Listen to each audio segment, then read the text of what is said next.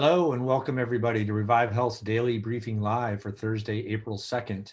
This is our 30-minute review of the latest, most important news, resources, and advice for health system marketers and communicators dealing with the COVID-19 crisis.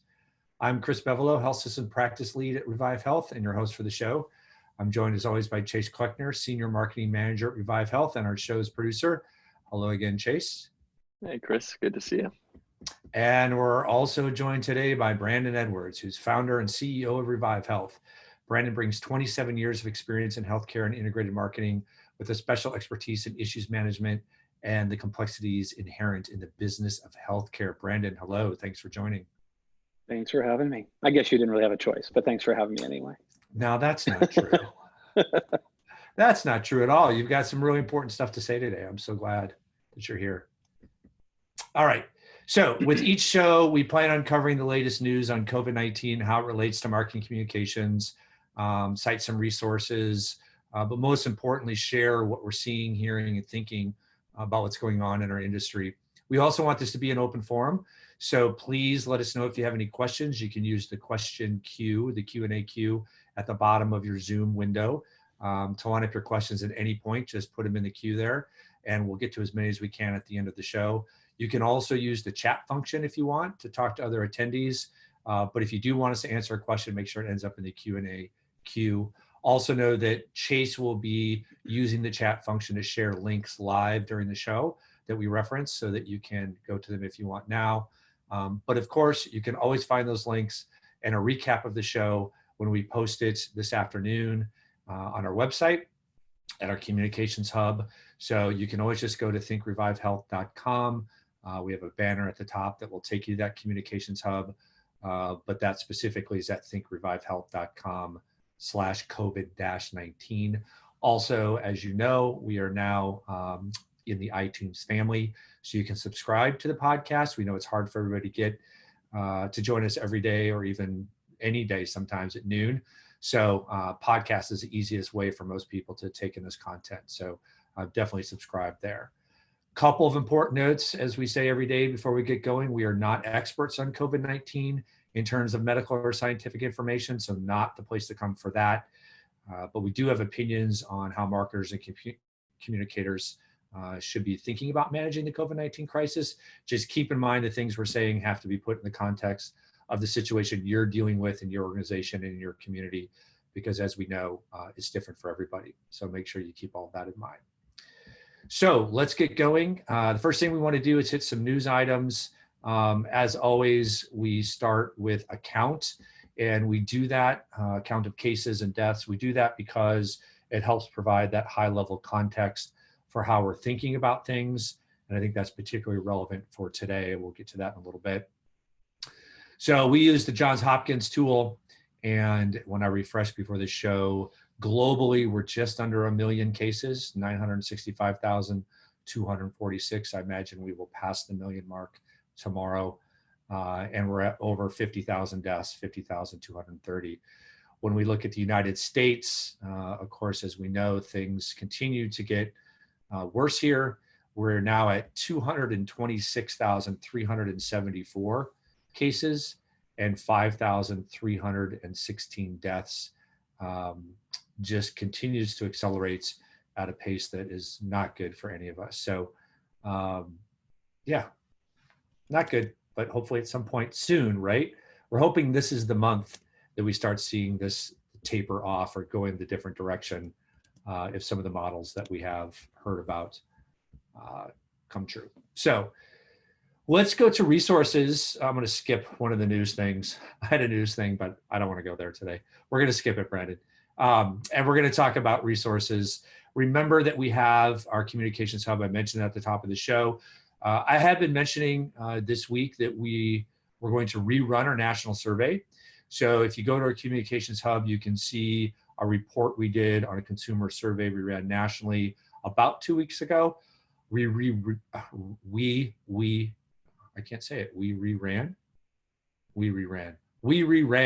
the survey 2 days ago, I think, and we're going to have an updated report packaged up and ready to go in a couple days. But just a couple of points that came out of the data. So if you remember us talking, if you joined us before, hospitals and health systems and local health resources were listed as the most trusted source for information on COVID-19. So that's above federal government, that's above the media, that's above national health experts. That is still the case in this updated survey. And then we asked a slightly different question in this survey that we didn't have before. And I think it's really interesting.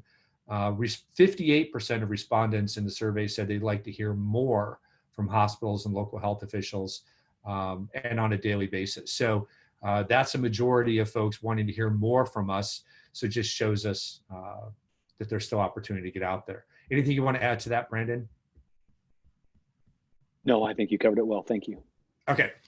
So we mentioned this in the promotion for this show. We're going to pivot today and tomorrow. Since we started the podcast, we've been focusing on the crisis that is in front of people right now and the ways that they can manage it. And for a couple reasons, we felt let's pivot at least for today and tomorrow. For one, we could all use a bit of a break about focusing on the numbers we just went over. And of course, this is front and center for everybody. But as marketing communication leaders, at some point soon, we're going to have to really start putting thought and planning into what happens post-COVID. And so we wanted to have Brandon on to share some thoughts about that because depending on the market you're in, obviously, again, as COVID moves through the country to different degrees, everybody's in a different place with it. But we're not that far off when you think about it, again, if the model's hold true, a couple months, 3 months, 4 months even, which may sound like a long time in terms of the crisis, but from a planning perspective, we know is not that long, not that far away from figuring out what's next. So Brandon, let's just start in general. I know you've talked with us in the agency about just some general ways to think about how this can be phased as we move through the crisis. Why don't you just start there and we'll dive in. Absolutely. So I think it's important, I think, at least from my perspective, to start with the idea that what we're about to talk about does not in any way diminish the need to be really effectively communicating during the COVID crisis, however long that may last. And I think by now we're all kind of acclimated to the idea that its severity and its trajectory is going to be very different depending on where you are in the United States. Right, those markets that were impacted most heavily early may come out of it sooner. Those that have not yet been impacted heavily may experience some of it later.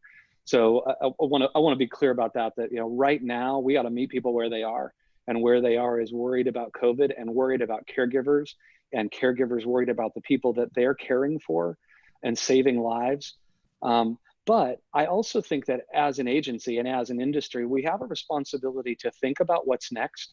That there is going to be a moment where we are shifting from saving people's lives who are afflicted with COVID, and we're going to be worried about saving institutions that have sacrificed so much to save those people's lives, that have turned away business, that have done everything that they could to serve their communities, and without some fairly dramatic turn at some point in those businesses, a lot of those institutions are going to be under threat in a way that we should be scared about. There was, in fact, I think it was the headline in a big story in the Wall Street Journal today: hospitals and doctors feel financial squeeze as coronavirus sweeps US. This is not the last story that we're going to see on this. This is going to be a really heavily reported topic. So with that as sort of the backdrop, I guess I want to share a little bit of our thinking on it. We're really looking at the year in sort of 3 phases. And I'm going to focus really heavily on kind of the second one for purposes of this conversation. I think there's the phase that we're in now, right? The COVID crisis, how we're communicating in that, and how we are helping hospitals and health systems care for their caregivers and care for their communities. But I think during that phase, there's an imperative to plan for what happens after COVID. And I think that what happens after COVID for many hospitals and health systems is going to absolutely have to be a rapid recovery plan around elective surgery and that higher margin business that hospitals have chosen to turn away. Even those hospitals not heavily impacted by COVID volume have chosen to turn it away in anticipation of that volume and to preserve PPE for hospitals that need it. And that second wave, which let's just call it summer, right? To your earlier point, whether it's 6 weeks from now or 3 months from now, planning for that rapid recovery and bringing people back into surgical suites, and maybe handling that surgical volume a little bit differently, I think is going to be a huge imperative for marketers to consider in tight coordination with operations and finance folks in looking at all the things that have to go into making that successful. I think there's a third wave that will hit in the fall that I think will be kind of a continuation of that rapid recovery, particularly in markets that are more heavily impacted later in the process. But also, and not to give you guys something new to worry about, but there will be another flu season, right? And coming at the end of this year and in early 21, not only will we have normal flu, but we have to at least acknowledge the possibility of a recurrence of COVID at that point as well. So I think there's going to be a period of time here where hospitals are not going to be able to rely on just federal stimulus. When you start looking at the numbers, we'll get into in a second, that are, the way we're going to recover is making people comfortable to come back into surgical suites and have the elective and non-elective, but particularly the elective surgeries that they need. But really doing all the things necessary. I really believe that in that phase, there are going to be substantial winners and losers in the hospital world. I think that those that are first movers have an opportunity not just to recover and have rapid recovery, but actually have an opportunity to reset their markets. That this is the first time in all of our lives that surgery volume in communities has gone effectively to zero. That you're not talking about a marketing campaign to move market share 1 or 2%. You're talking about marketing campaigns and the accompanying operational changes that could move markets dramatically. If you're a 30% market share player, you might emerge from this a 50% market share player or a 60% market share player. And the converse is true. If you are not a first mover and you watch others do this, you're following the parade with a shovel. You may go from being a 60% market share player to a 30 or 40%. And that might be the difference between keeping your doors open or, being forced into a sale process or something like that. That was clearly not a part of your strategic plan. So there's a lot of elements of that, and we've got a few minutes to talk about some of those. But I just think at a high level, while we're dealing with this crisis, marketers are going to have to simultaneously be in the present as well as planning for the future. And that future is not that far away. And if we wait to plan, it will be too late. It will be impossible to be the first mover in your market. Yeah. Let's dive into that a little bit more. But I want to get something out of the way. You mentioned the stimulus, and I think this audience probably gets it. But there's a lot of people who think, okay, well, hospitals are going to be fine because we've got the stimulus.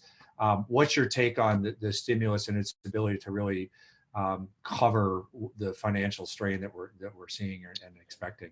Yeah, I think actually the size of the stimulus, ironically enough, it will be part of the problem, right? Like if you say $100 billion or $120 billion to anyone, it's sort of difficult to fathom, right? I think most of us have a hard time with $1 million, much less $1 billion or $100 billion, right? It's sort of just large numbers become a little bit absurd. I think we have to give huge kudos to the American Hospital Association and other groups that help to make that stimulus happen. Because it is critically important. And so I don't want to diminish the importance of it, but I look at it as it's like the tip, not the bill, right? That it's going to help, but it's not going to solve the problem. And some of that we're going to have to do ourselves. Some of it, I think there's an opportunity for health plans to step up, particularly nonprofit blues that are sitting on excess reserves, which we can talk about in a few minutes. That's a dangerous soapbox topic for me. Right. But I do think that, one, we have a requirement to start educating people about what that $120 billion is going to solve and what it isn't, to give some sense of the problem at a high level. One, there's been some pretty high profile media that the Beaumont CEO up in Michigan has offered. The Beaumont is losing $70 million a month as a result of COVID. New York Presbyterian's been very open about its financials, moving from being on budget to really huge losses. We have a client also in the Northeast that went from being on budget to losing $100 million a month in a 6-hospital system. We just got some news today from a state hospital association that the aggregated losses in their state for their hospital members is $1 billion a month. That is not one of the most heavily impacted states, just to be clear. It's not California, it's not New York, it's not Michigan, it's not Louisiana. So when you start thinking about those numbers, right, even if all states were the same size and all states were created equal, $1 billion a month for 2 or 3 months spread across the whole country, we're not scratching the surface. And those losses are coming in two forms, right? They're coming in the form of replacing high margin surgical volume with low margin Medicare, primarily Medicare COVID payments, which, as I understand it, Medicare has estimated the cost of treating a vented COVID patient is about $30,000. Contrast that with high margin elective surgery, hip replacement, knee replacement, et cetera. But it's also coming in the form of much higher supply costs and overtime and all kinds of operating costs that hospitals have borne the burden of. And rightly so, right? Like there isn't anybody else that's going to do it. We started talking about this topic very early in the crisis, that hospitals are carrying the burden of this and people expect them to, and they have risen to that challenge, but it will not be without consequence. So, I think I look at it this way: if the government does stimulus 2 or stimulus 3, it's going to help. If health plans stepped up and did the unexpected and helped to solve the problem, that will contribute some. But this problem is going to be solved primarily by hospitals shifting gears from COVID to post-COVID rapid recovery quickly. I think we should have no caution about planning. I think we'll have to be cautious about timing because it is going to be different by market. And I think that we don't want to be tone deaf, right? It's probably better to be a day late than a day early, but you can't be a week late or a month late if you want to be first mover in your markets. So let's talk about that. Let's talk about the rapid recovery and whenever that may hit, right? It's less about a date and more about as you in your market start moving out of this and you're getting ready to open the doors back up to all the things that you've closed them to, elective surgeries, outpatient procedures, all of that. What are some of the challenges that we're going to see from hospitals and health systems as they try to start going out there that are going to make this more difficult, right? There's some off the top of the head I can think of, but what are the things they can expect to be dealing with before they can get out there? Sure. So we'll think about them in some buckets, maybe, right? We'll look at sort of perceptual challenges or marketing challenges. Maybe we'll talk a little bit about operational challenges and financial challenges, although, I will be cautious about not dwelling there too long because, we're not experts in OR throughput. Right. Hospitals are, or other consultants can help them with that. But I do think that there'll be some pairing of those kinds of solutions. So I think the first is, let's maybe talk about who are natural first movers in this, and how you might drive it. So one is hospitals that have substantial freestanding ASC surgery center presence are going to have a huge advantage, right? They can ramp it more quickly. The primary constraint there is going to be about PPE and when they're comfortable using PPE in that environment. But substantial surgery center presence is going to be a huge first mover advantage. I think that also consumers are probably going to be more comfortable accessing elective surgery at a surgery center than a hospital for any number of reasons, right? We've been telling everybody to stay home. God help us if they continue to do that after COVID is over.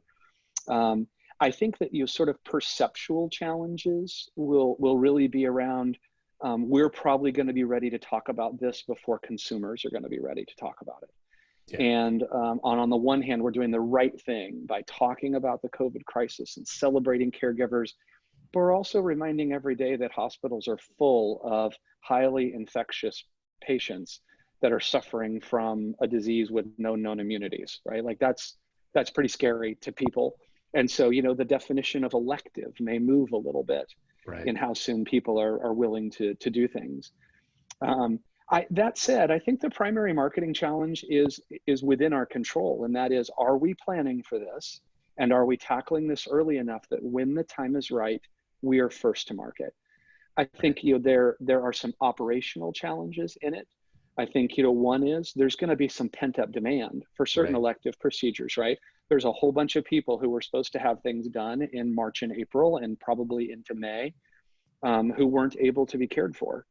And those people are going to need to be served. And I think in a perfectly fair world, they would be served first, right? Before those people who maybe are already scheduled in June or July. Right. I think that, so creating the rapid recovery is about serving those people. It's also, I think, about maybe accelerating people that were scheduled later in the year and pulling some of that forward. But some of those operational concerns are going to be, our hospitals going to be, and surgeons going to be willing to go to 7-day-a-week operating room schedules. Right. Are they going to be willing to go to extended OR schedules, 12, 18, 24 hours? Being a first mover, saving an institution may require us to really rethink what's reasonable. I think there are very real caregiver concerns in that as well, right? That you've got millions of healthcare workers who have been killing themselves caring for others, right? And some literally, but who are working extended hours and who are, going to have stress and PTSD and all kinds of things coming out of this. And they've spent months saving people's lives, but we're going to need them to help save some of these institutions as well. So I think there's an internal component to this that's pretty important, and really a mission component to it. But, going to extended OR hours and stuff like that's hard stuff. We wouldn't have considered it normally, but this isn't normal either, right? You don't have the entire hospital industry moving into the phase that it's moving into now. And then there's some financial concerns, right? I think we don't have to dwell on today's unemployment numbers because it's such a bleak topic, but people's abilities to meet their out-of-pocket payments, what that looks like, there's going to be some financial constraints perhaps on who can even afford to have elective procedures after this, and what that looks like, and whether they're insured, and a bunch of other things. So all of those things I think have to work in concert, but it has to start with rebuilding demand and rebuilding it fast, and then adjusting the operational and financial considerations to meet that demand. Yeah, and I think, we talked about this too, Brandon, earlier. Even how we manage the demand, the pent up existing demand, like you described, the people that were supposed to receive care during this crisis that have to be moved, delayed, and then the people during this crisis who are going to need care, they're going to kind of pile on top. A lot of organizations struggle with access and capacity before all of this, where it takes 5 months to see a specialist and that kind of thing. Managing that may be a great way to leverage some of the technologies and strategies that we've all been moving toward up until this. So for example, CRM, content marketing, but in a new way. So really reaching out to those patients who expect to be able to get in a month or two. It's going to be critical, if you're not able to accommodate that, to make sure you keep them on the schedule, but then also stay in front of them between now and the 2 months or 3 months when they might have to come in. And that's not something we typically do, right? We send them, here's your surgery instructions, and then a reminder maybe a week before. We may need to put in some really robust, individualized marketing efforts that stay in front of those people. So for example, if you're supposed to have a hip surgery, and that hip surgery was supposed to happen on May 1st, and now it's not happening until August 1st, and you're dealing with some pain, right? How can we stay in front of that person until August 1st with, weekly updates? Here's some things to do to help relieve your pain. Here's some exercises you can be doing. We haven't forgotten about you. You're really important to us. Thanks for your patience. Because the threat would be, at some point, people are going to get frustrated and say, okay, well, who else can help me now, right? And so there's going to be ways to address that. We just have to think differently.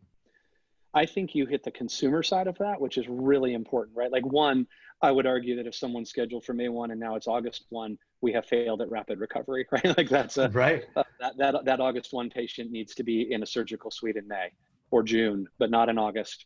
Now that said, August will be better than October. So it's all depends on our definition of rapid. But I do think you talk about the consumer side, super important. Let's look at the physician side of this as well, right? We've got a whole bunch of surgeons who've been sitting on the sidelines, and I'm not saying that critically at all, right? Like some have been able to contribute in other ways to COVID treatment, but many surgeons have just had a lot less to do in this period. And those health systems and hospitals that are first movers may have an opportunity to take their splitters and gain additional loyalty and additional volume at the expense of their primary competitors. Those that move more slowly may not just recover more slowly, they may not recover, period. And that's not the wish, right? Like, this isn't about creating those winners and losers, but Right. there are going to be those winners and losers. And to the extent that a surgeon might be 50-50 or 60-40, you might move that surgeon, and you all know on the hospital side, once you move a surgeon's volume and schedule and loyalty, it tends not to correct back the other direction swiftly, if ever. Right. So, you know, that we could really be talking about resetting market share patterns in a lot of places in the country. And I think that it will be, you know, a real test of hospital marketers getting in sync with their CFOs, starting the conversation on the operations side. Obviously, we're going to do our part to help with a lot of those conversations and educate around these key issues. But this need for high margin elective surgical volume is not a subtle point, right? This will be the difference between hospitals making it and not making it in 2020. Right. All right. So we're of course, time flies with this stuff. There is a question I want to get to quickly. Someone's asked, when's the right time to go out with post-COVID messages? How soon is too soon? I think, like you said, in general, you're better a day late than a day sooner in terms of getting out to market. And maybe the better follow-up question is, how soon is too soon to be thinking about this stuff, planning? Yeah, so I do think, to be fair, they're two different answers, right? I think the time to be thinking about it is right now, right? The time, anytime you get into planning and you need to do rapid recovery in anything, time becomes the scarcest resource, right? And in theory, there's always more money. In theory, there's always more talent. There isn't really, right? But in theory, there always is. But time runs out. And so I think right now is the time to be thinking about it. It may or may not be the right time to be talking about it internally, but thinking about it and starting to plan, to me, is an immediate imperative. If I were to ask you, a hospital CMO, the question, how long will it take you to plan a service line marketing campaign? I think most would feel like 6 to 8 weeks is pretty aggressive timeline.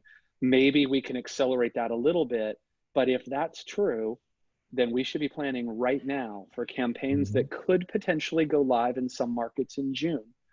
I want to be careful about the second half of that question, sort of when's the right time to start marketing that, because that answer is going to be different in every market.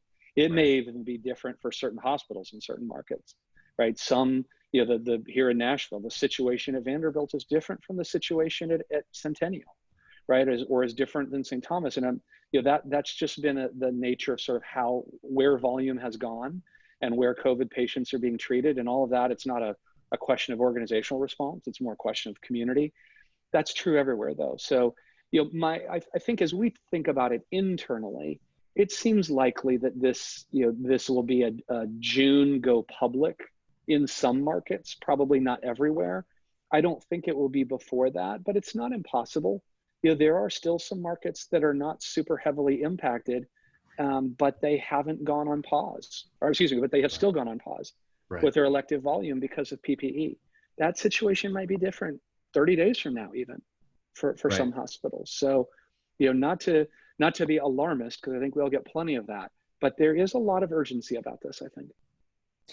All right, are you okay to keep going, Brandon, just a little bit longer? I'm fine. Absolutely. Okay.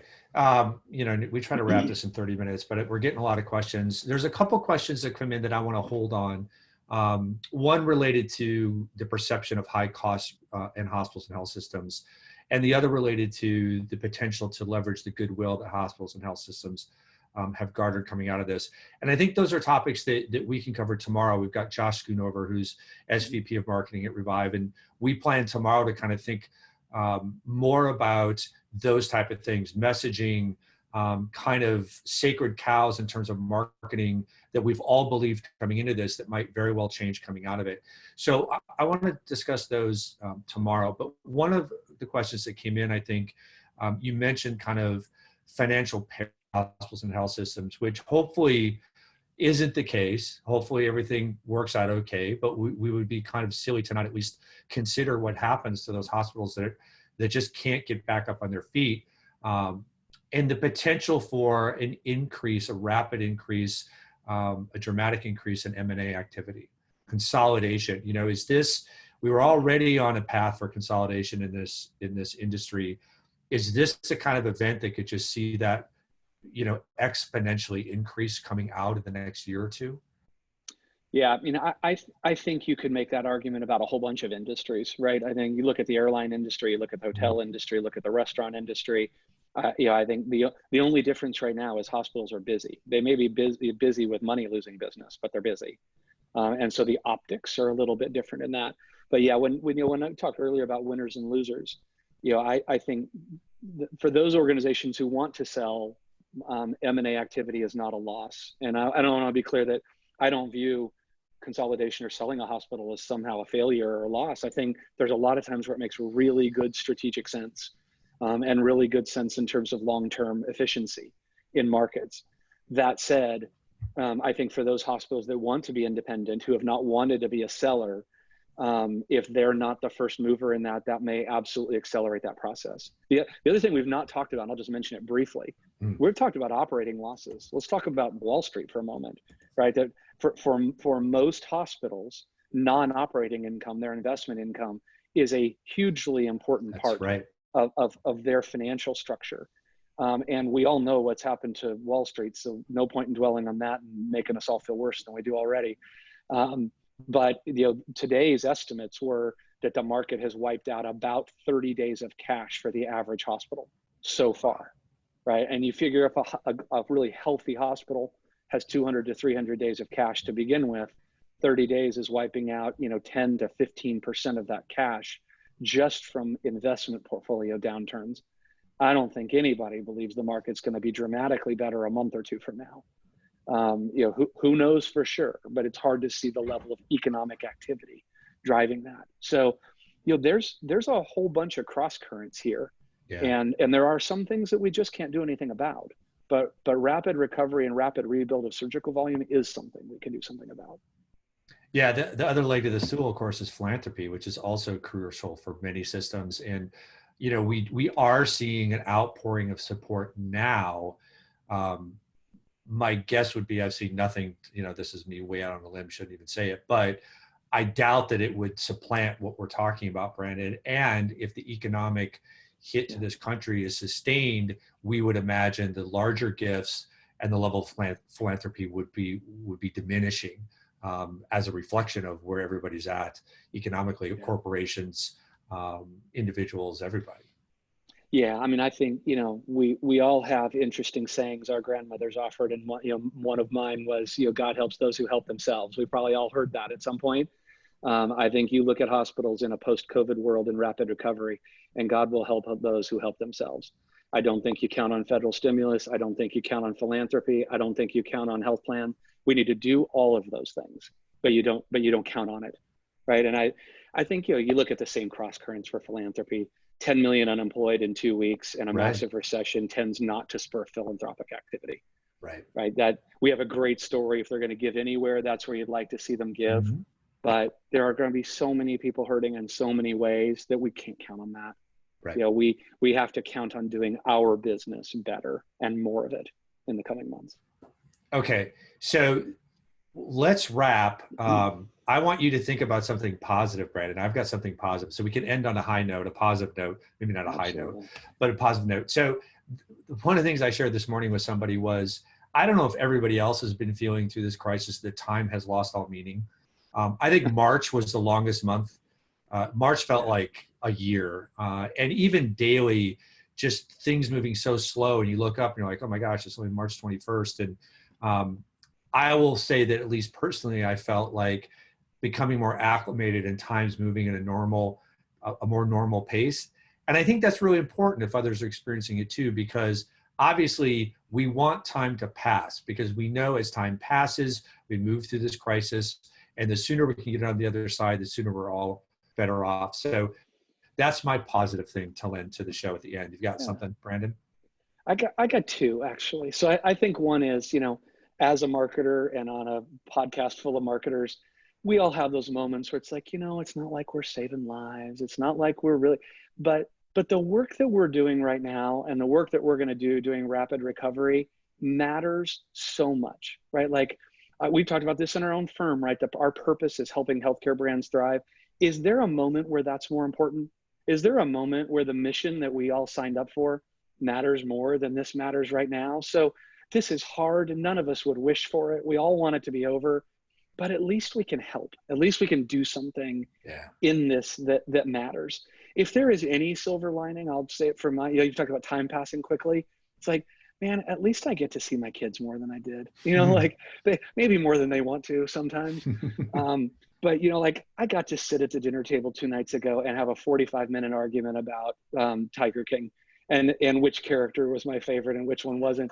And there is no way I would have even had time to watch Tiger King, much less have that argument 2 nights ago. So as hard as all of this is, I am grateful for that.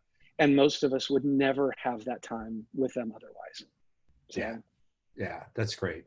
All right, let's go ahead and wrap. Brandon, thanks so much for joining us. We'll have you back on soon for sure. And for everyone online, thank you too. I appreciate you listening to this, to my rant for the last 20 minutes. I think it's really good stuff, Brandon. Chase, as always, sir, thank you for joining. Absolutely.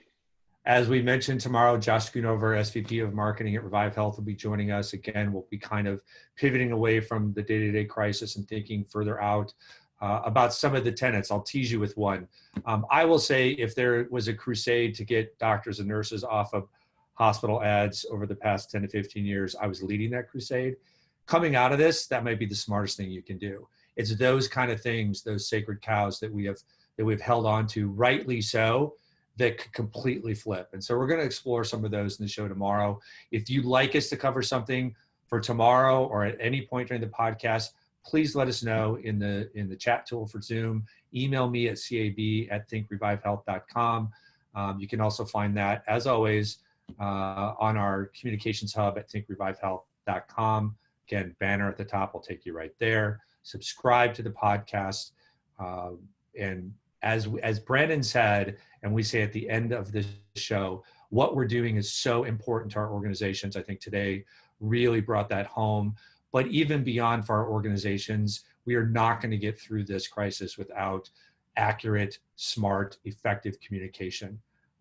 We have to have that. So everything you guys are doing, keep it up, hang in there. We will be back tomorrow and every weekday until this passes. So thanks for joining, and we'll see you tomorrow.